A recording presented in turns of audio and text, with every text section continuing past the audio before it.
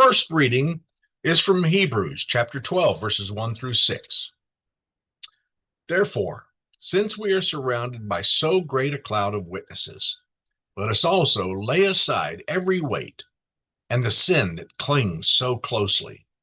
And let us run with perseverance the race that is set before us, looking to Jesus, the pioneer and perfecter of our faith, who for the sake of the joy set before him endured the cross, disregarding its shame, and has taken his seat at the right hand of the throne of God.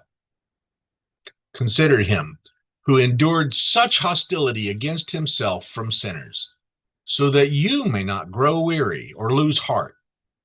In your struggle against sin, you have not yet resisted to the point of shedding blood. And you have forgotten the exhortation that addresses you as children. My children, do not regard lightly the discipline of the Lord, or lose heart when you are punished by him. For the Lord disciplines those whom he loves and chastises every child whom he accepts.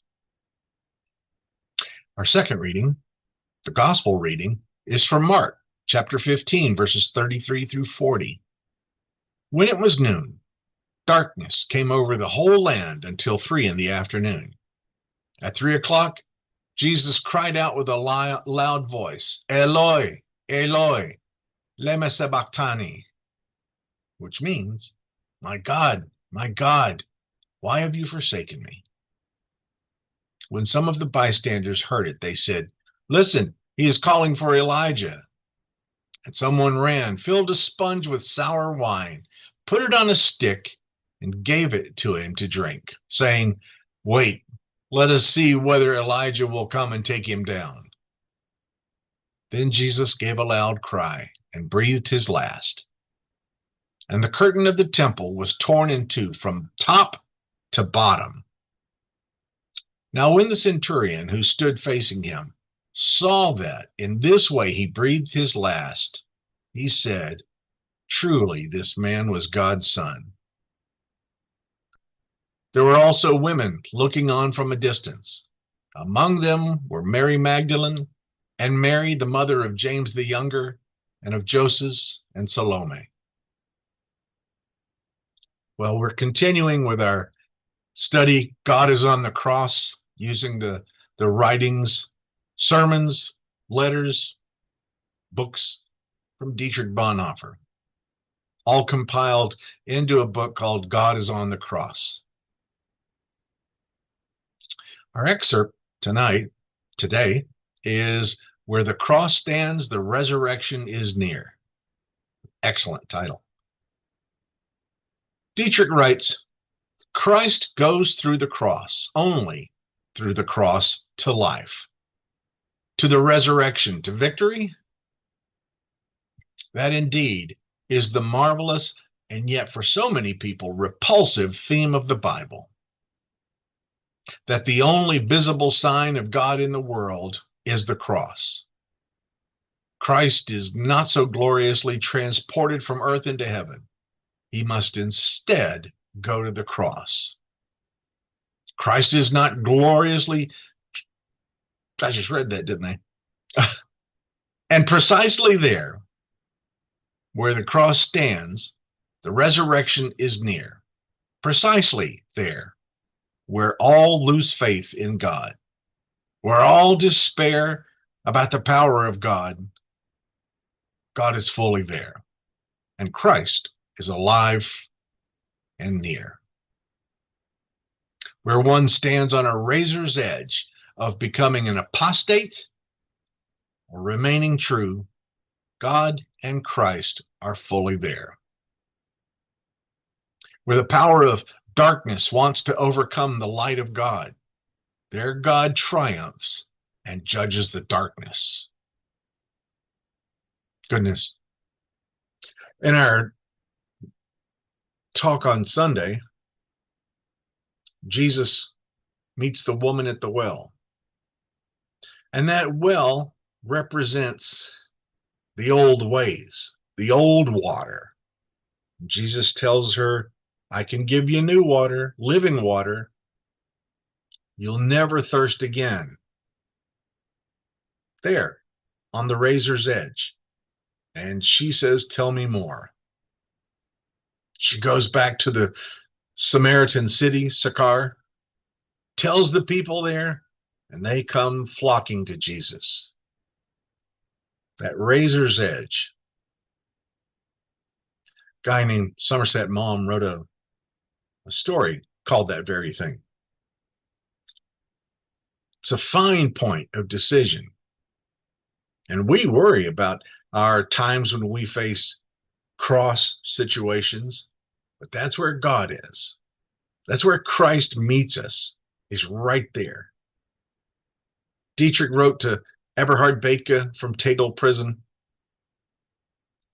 so much could change if people really believed this, he said. So much could change in our lives if we realize that these are not just times of testing. These are places where God meets us. Christ knows what it means to stand there on the razor's edge.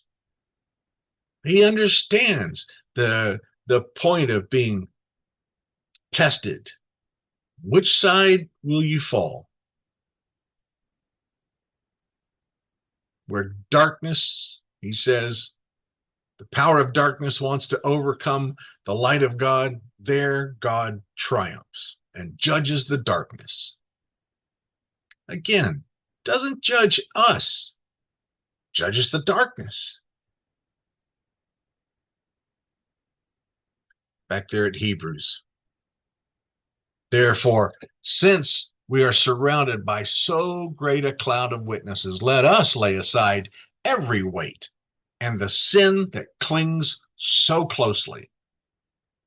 Let us run with perseverance the race that is set before us, looking to Jesus, the pioneer and perfecter of our faith, who for the sake of the joy that was set before him endured the cross, disregarding its shame, and has taken his seat at the right hand of the throne of God. Consider him who endured such hostility against himself from sinners, so that you may not grow weary or lose heart. Yeah. I like the old translation. I think it was William Tyndale who was translating Hebrews. And he says, looking under Jesus, the pioneer and colonizer of our faith. I like that one. Jesus was the one who blazed the trail of faith for us and then established our colony. The land of faith is where we take up residence. It got Dietrich through the darkest of times.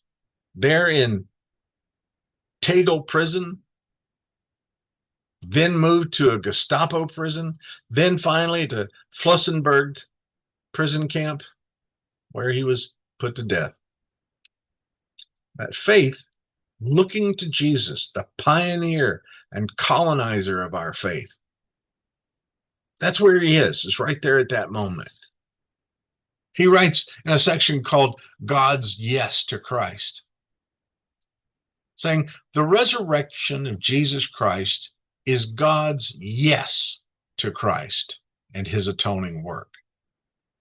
Cross was the end, the death of the Son of God, curse and judgment over all flesh.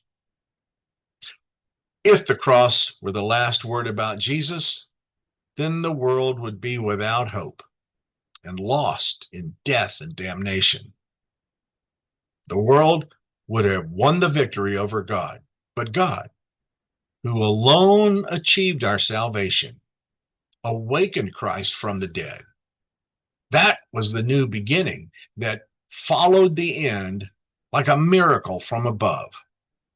Not according to a fixed law like spring, but out of the incomparable freedom and power of God, which smashes death. The Son gains back his eternal divine glory. The Father has his Son again.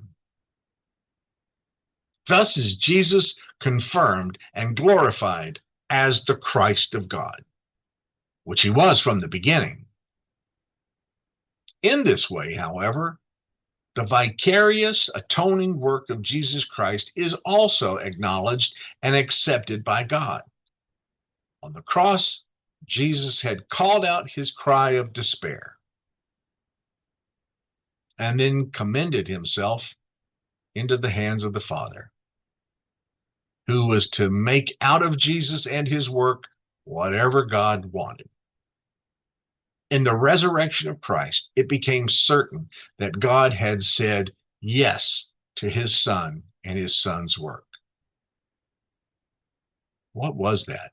That work, that cross. I've been reading a lot from the Eastern Orthodox theologians. It's powerful when they talked about the destruction of death. Before we take communion, we always say, by his glorious resurrection, open to us the way of everlasting life. But he had to enter death and crush it from the inside. He entered death and let life rip death wide open. He entered death so that he could rescue us from the finality of death. That was all God's work. In God's freedom, God chose to do that. In his book on the Psalms, when he's talking about Psalm 22, Dietrich writes, "For our sake, Jesus cried on the cross, my God, why have you forsaken me? Now we know that there is no longer any suffering on earth in which Christ will not be with us, suffering with us and praying with us. Christ, the only helper." He said in another place that only the God who suffers with us can truly help.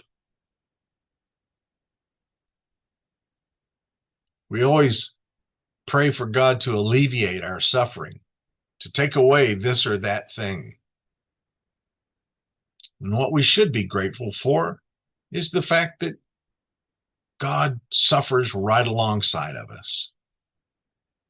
I've told you the story before about when Lane, our youngest boy, had broken his wrist, but it didn't break all the way through.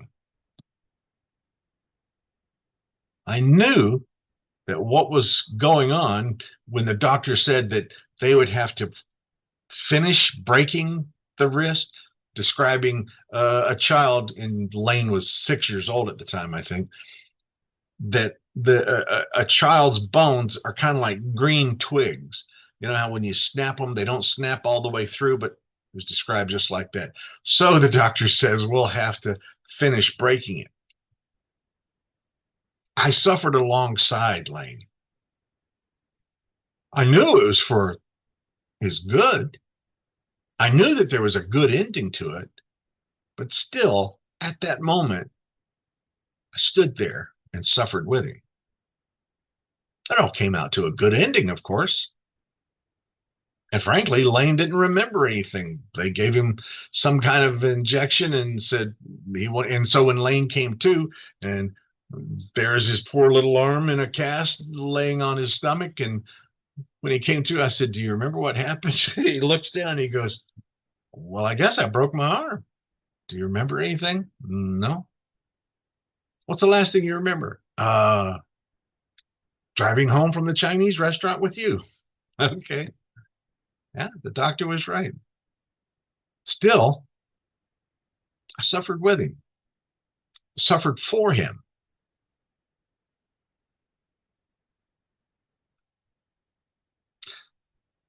Mark chapter 15, verses 33 and 34. When it was about noon, darkness came over the whole land until 3 in the afternoon. At 3 o'clock, Jesus cried out with a loud voice, "Eloi, Eloi, lama sabachthani," which means, my God, why have you forsaken me?" He was simply quoting Psalm 22. They didn't have numbered psalms in those days. So Jesus couldn't say from the cross, hey, you guys go look up Psalm 22 and see what it says. No, they remembered the Psalms by the first line. And so Jesus was calling them to remember Psalm 22. Gave them the first line, and then they're supposed to remember what it was. And when you read that, that's a description of Jesus on the cross. Was the psalmist prophesying about that? We don't know about that. But Jesus was using that as an explanation of what he was going through, because at the end, after all this suffering, looking like being abandoned by God, the last stanzas are, and yet I will praise you. That's the key. I think about the three Hebrew sons who were in the fiery furnace in the book of Daniel. It's one of my favorite lines. That one of them says, we know that our God is able to deliver us. But even if he doesn't, we will still praise him. There it is. God meets us on the razor's edge at the point of the cross. But we know in our hearts, and we've been told, that there will be a resurrection. As one great pastor said, it may be Friday, but Sunday's coming. Thanks be to God.